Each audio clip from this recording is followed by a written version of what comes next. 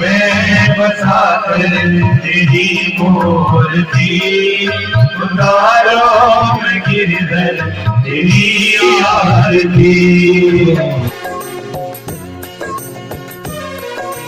Hello guys, स्वागत है आपका मिसेस नीलम ध्यानी ब्लॉग पर। और कैसे हैं आप? आई होप आशा ठीक होंगे, स्वस्थ होंगे, मस्त होंगे। तो मैं नीलम ध्यानी स्वागत करती हूँ आपका अपने न्यू ब्लॉग पर।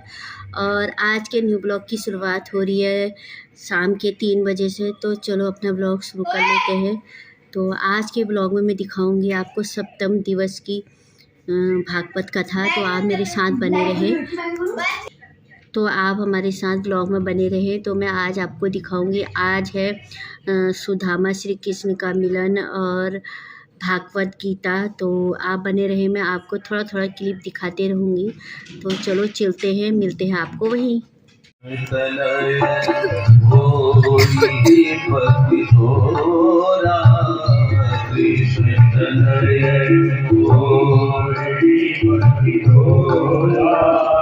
बचनो अन्यथा भूरि नमो राम। बचनो अन्यथा। अगर मैं वापस ना लौटूं तो समझ लेना द्वारका के धाम जाने। इधर वसुदेव जी को बड़ी चिंता हुई, ये पुत्र इतनी चिंता में घर से गए हैं। स्वाभाविक भी है, पुत्र घर से जाए तो कितनी चिंता रहती है। अगर सुबह नौकरी पर भी जा रहा है बेटा तो शाम तक जब तक घर न लौटे तब तक चिंता ही रहती है। 1 घंटा लेट भी हो जाए तो तुरंत फोन पहुंच जाता है। और पिता तो मानो जिह्वा पर वाणी पर प्रेम ना भी हो, लेकिन मन में कितना प्रेम है ये पिता ही जानता है। विधाता भी नहीं जानता कई बार कि कितना स्नेह। वसुदेव जी के मन पर भी यही बात आई कि पुत्र इतनी चिंता में गया है, जाने क्या होगा। नारद जी आए, नारद जी ने कहा वसुदेव जी चिंता करने की आवश्यकता नहीं है। इस कष्ट से मुक्ति पाना चाहते हो, इस दुख से मुक्ति पाना चाहते हो तो श्रीमद् देवी भागवत का पारायण करो। वहां से प्रारंभ हुई श्रीमद् देवी भागवत की कथा। श्री नारद जी ने वसुदेव जी को सुनाई। भगवान पहुंचे हैं जंगल में, बहुत देर तक मरे हुए घोड़े को देखकर और आगे बढ़े तो दिखा एक ये प्रसेंजित मरा हुआ मिला, लेकिन मणि इसके पास नहीं। और आगे बढ़े तो एक शेर मरा हुआ मिला। और थोड़ा आगे गए तो एक गुफा दिखी और गुफा के अंदर से इतना सुंदर प्रकाश आ रहा है कि बड़ा दीप्यमान प्रकाश, जैसे सूर्य। भगवान बोले है गड़बड़ी, घड़ी को जाना ही पड़ेगा। भगवान ने प्रवेश किया गुफा में। गुफा के मुख्य द्वार से कैसे भगाया जाता है पता ही है। तो मित्रविंदा के साथ हुआ 5वां विवाह, 6ठा विवाह हुआ कौशल नरेश नग्नजित की बेटी सत्या देवी से। इस विवाह में एक बड़ी आश्चर्यजनक शर्त थी। शर्त ये थी कि महाराज के पास 7 बैल थे, बलिष्ठ बैल। उन बैलों में उनमें शर्त ये थी कि जो इन 7 बैलों को 7 एक ही बार में बांध देगा उनसे मैं विवाह। बड़े राजा आए हैं, किसी की पीठ में सींग लगा, किसी के पेट में सींग लगा, किसी का सर फोड़ा बैलों ने, कोई नहीं बांध पाया। भगवान आए, एक बार में 7 रूप बनाए और 7 को एक साथ बांध दिया और विवाह हो गया सत्या देवी से 6ठा। अब आई 7वें विवाह की बारी। ये है श्रुत कीर्ति। जानते हो कौन है? भगवान की बुआ की लड़की से विवाह हुआ। श्रुत कीर्ति भगवान से इतना प्रेम करती हूँ, इतना प्रेम करती हूँ कि प्रेम और प्रगाढ़ कैसे हो तो अपनी बेटी भद्रा देवी का ही विवाह कर दिया भगवान कि अब तुम नित्य आते जाते रहोगे, भाई ससुराल जैसी आओगे वैसी दर्शन होंगे। तो भगवान का 7वां विवाह। 8वां विवाह हुआ मध्य देश की राजकन्या लक्ष्मणा देवी से। इसके विवाह में वही शर्त थी जो द्रौपदी के विवाह में थी। तेल की कढ़ाई में मछली की आंख देखनी थी और निशाना लगाना था। भगवान ने न तेल देखा न मछली देखी, एक बार बाण छोड़ा और विवाह हो गया लक्ष्मणा देवी। अब हो गए कितने विवाह? 8 पूरे हो गए। 8 हो गए ना, हो या ना? अब 16,100 विवाह एक साथ हुए। गुरुदेव कहते हैं कि ये तो अलग अलग ऐसी व्यवस्थाओं में हुए, लेकिन 16,100 विवाह एक साथ। बोले गुरुदेव और भी बताओ वो कैसे हुए? वो ऐसे हुए कि प्राग ज्योतिषपुर नाम का एक स्थान है जिसको आप खाने में थोड़ा थोड़ा जोड़ेगा। कल को मेरी बिटिया बड़ी होगी, पढ़ाई करेगी, कल को उसका विवाह होगा, उसकी शादी, विवाह का उत्सव होता है। सारी दुनिया एक आनंद में रहती है। जितने रिश्तेदार होते हैं वो अलग आनंद में रहते हैं। इधर मेहंदी का, इधर सगाई का, इधर तो देखिए उनकी एक ही पीड़ा होती है कि मेरी बिटिया कल मेरे सामने से चली। भैया तो आंसू बहा कर एक बार चले, अपना काम चला लेगी, अपना दुख कम कर लेगी, लेकिन वो पिता तो ये नहीं कर सकते। प्रातः काल विदा हो रही होती है घर से बेटी, सारी दुनिया, सारे रिश्तेदार बेटी को विदा करते हैं। पिता घर का एक कोना ढूंढ लेता है रोने के लिए कि कोई मुझे देखते नहीं, या कहीं मेरी बिटिया की नजर ना पड़ जाए मुझ पर कि पिता रो रहा है। घर का कोई रिश्तेदार आकर कहता है कि जा रही है तेरी बेटी, जरा सर पे हाथ रख कर कह देती क्या बेटा कुछ पैसा कैसा लगता है।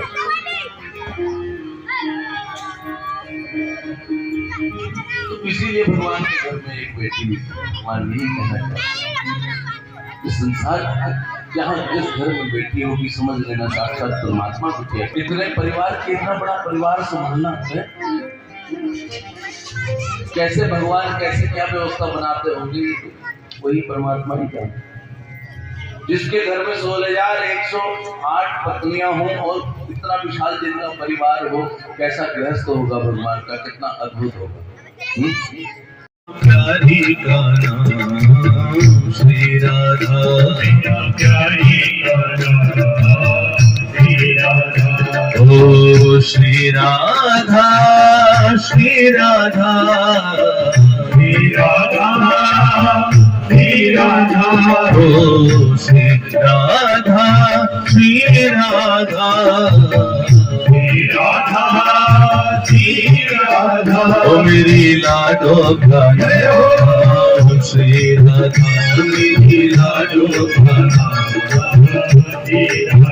राधा रानी गाना श्री राधा,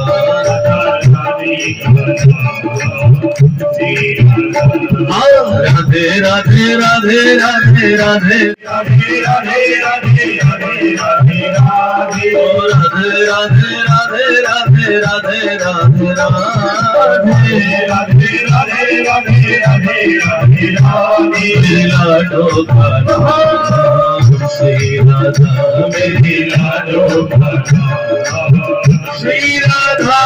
दीन दयाल को धाम बतावत आपनो नाम सुदामा, पूजत दीन दयाल को धाम बतावत आपनो नाम सुदामा। द्वारपाल ने परिचय कराया कि प्रभु इस द्वार पर अनेक विभूतियां आई, लेकिन आज जो विभूति है ना पांव में चप्पल है, ना सर पर पगड़ी है, एक धोती पहनी है, हजारों चित्र उस धोती पर है, वही धोती नीचे भी लपेटी है, आधी ऊपर भी लपेटी है, कंधे में मोटा सा जनेऊ पड़ा है, हाथ में लाठी लिए हुए, भूसरित शरीर को लिए हुए द्वार पर वह जो विप्र खड़े हैं, भगवान ने कहा नाम, और जो भी द्वारपाल ने कहा अपना नाम सुदामा बताया है।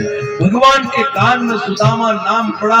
सिंहासन तोड़कर भागे हैं, सिंहासन छोड़कर भागे हैं। आज पीतांबर एक तरफ गिर गया, मोर मुकुट एक तरफ गिर गया, उपाना एक तरफ गिरे हैं। सारी सभा देखती रह रही है। रुक्मिणी आदि देवियों ने देखा कि आज तक कैसे कैसे लोग इस द्वार पर आए हैं, किसी के लिए सरकार इतने आतुर नहीं हुए। आज जाने कौन सी ऐसी विभूति हुई है इस द्वार पर आई है कि जिसके लिए आज हमारे सरकार इतने आतुर होकर दौड़ रहे हैं, जिसके स्वागत में सभासद पीछे से दौड़ रहे। जाने भगवान कहाँ दौड़े। दौड़ते दौड़ते भगवान 7 जोड़ी पार पहुंचे, द्वार के पास पहुंचे हैं। तो इधर सुदामा के मन में संकल्प विकल्प चल रहे हैं कि जाने पहचानेगा कि नहीं, मिलेगा कि नहीं, बुलाएगा कि नहीं। और जब लगा कि अब तो शायद देर हो गई, अब नहीं आएंगे, तो वापस लौटने लगे सुदामा। इतनी देर में भगवान मुख्य द्वार पर पहुंचे हैं।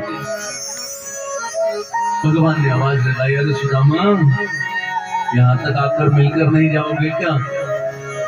सुदामा पीछे मुड़कर देखा है। सुदामा संसार के परिपालक को जब सामने देखा तो आंखों से गंगा जमुना बह उठी सुदामा। प्रेम की इतनी अधिकता हुई कि दोनों का कंठ अवरुद्ध हो गया, एक शब्द भी नहीं कह पा रहे दोनों एक दूसरे को।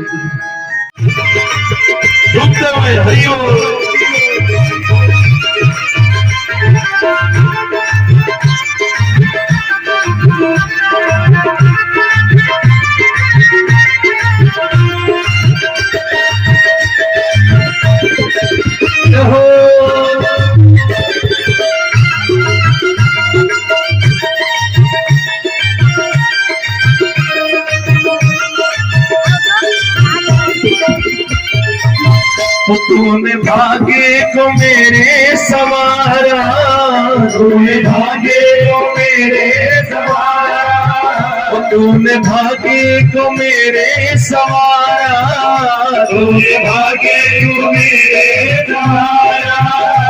आई मुश्किल तो दिया सहारा, आई मुश्किल तो दिया आई मुश्किल तो दिया सहारा, आई मुश्किल तो दिया सहारा। ओ हाथ सिर पे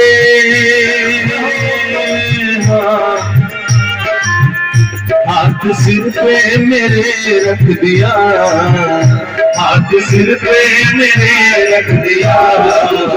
तूने जीवन में सब कुछ दिया, हाथ सिर पे मेरे रख दिया।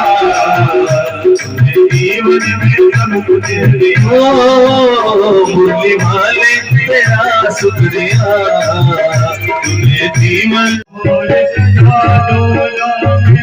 होगी इस दिल की दातारी,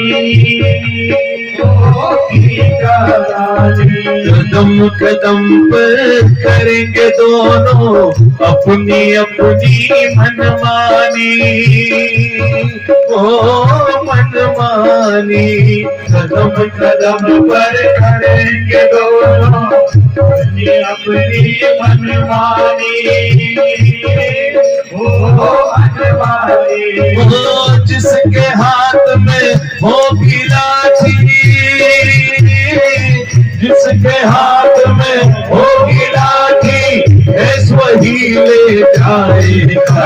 उनका हंस झुकेगा राजा और कौआ मोती गाएगा, हंस झुकेगा राजा उनका कौआ मोती गाएगा। और इसके कैसे होंगे आगे?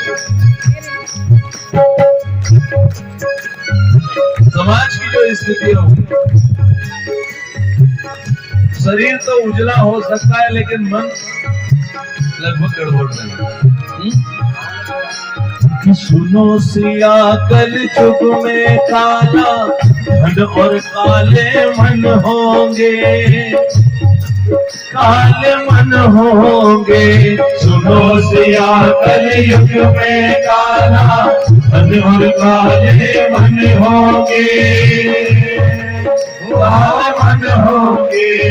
चोर उचक के नगर सेठ और प्रभु भक्त निर्धन होंगे, निर्धन होंगे। चोर उचक के नगर सेठ और प्रभु भक्त निर्धन होंगे, निर्धन होंगे। वो जो होगा लोभी और भोगी, जो होगा लोभी और भोगी, वो जो भी कहलाएगा। हंस झुकेगा दादा तुमका, हंस झुकेगा और कौआ मोती गाएगा। हंस झुकेगा कौआ मोती गाएगा। और क्या क्या होगा?